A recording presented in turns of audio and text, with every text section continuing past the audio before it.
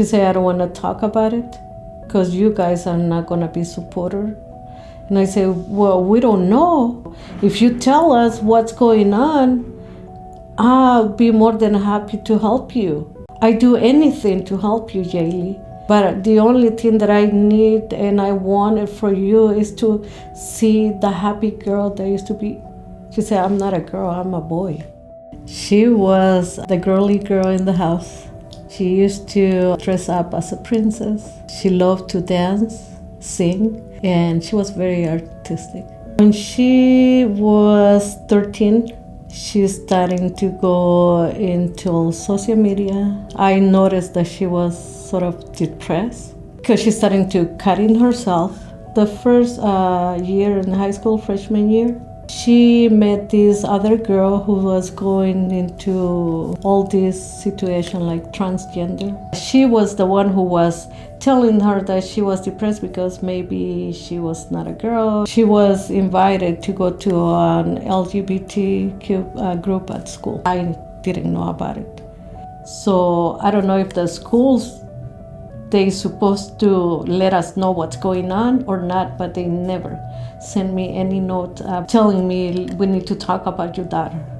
Everything, all the information that I got it from my other daughter who was in high school. And I asked her, do you know why Yaeli is feeling that anxious and, sad? Oh, Mom, because it's gonna be the beginning of the year and she was going to this meeting. And if she stopped going, she's gonna be bullied. She asked everybody in the family to call her Jay. So I did. Jay, okay, we called you Jay. If you're happy, we call her Jay. She was not happy. And then she came up with Andrew. And that's when DCFS was involved. Because I didn't support all the changes that she was telling everybody that she was a transgender and she was in the process of it. And what they did is just to send it to the school psychology. And then when DCFS was involved, the school psychology wrote a note saying that my daughter was better off out of my home because we were not supportive towards the change. She was 16 years old when she moved out. I didn't have any support from school. I didn't have any support from anyone. I was the bad guy. And even though I talked to them about the depression, they didn't care about that. It didn't matter. At this point, the changes was more important because that was gonna make my daughter happy and she will not harm herself. And that's why the school psychology decided to tell DCFS to remove my daughter from the house or do not send it back home.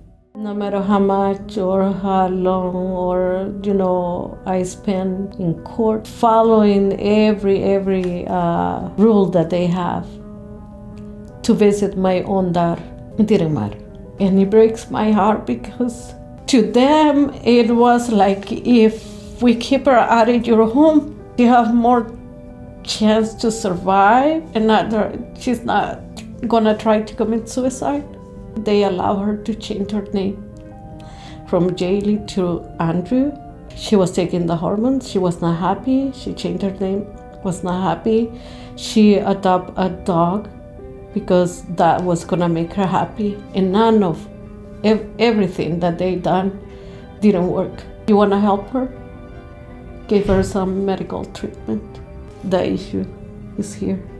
I wish the system, instead of spending millions of dollars on this kid, having them in foster care, support us as a parent and gave us the tools that we need. I just didn't want to lose my dad. September 4, I felt like I have a pain in my chest. I didn't know why. I was sad. I called her, nothing. I sent her a message and she replied back. And I was like, oh my gosh, she's okay. She told me a little bit of the day at work, but that was the last text that I received from her. The next day in the morning, like 8:15, I received a phone call from the coroner's office. When they asked me, are you Yaeli Galdam's mom? And then my heart went like crazy. No. I parked my car, tell me where's my daughter, I want to go see her. And she said, I'm so sorry, but you're not going to be able to see your daughter. And last night, she took her life away, and I said, no. I got off the car, I was screaming like crazy. I said, no, I want my daughter. So she was 19 when they decided to take her life away because she was not happy. None of the stuff that they allow her to do worked. This is my first time talking about her story, what really happened. Because I want everybody to know that the system is taking our children away. They are not helping them. It's all political. LGBTQ used to use her to collect money from wealthy people just to tell the story that her mom didn't support her, and that's why she ended in a group home. And that was a lie. So I wish one day the system change and really help this kid. I want them to explore what's going on, why they act in the way that they are, why they feeling, the way that they feel.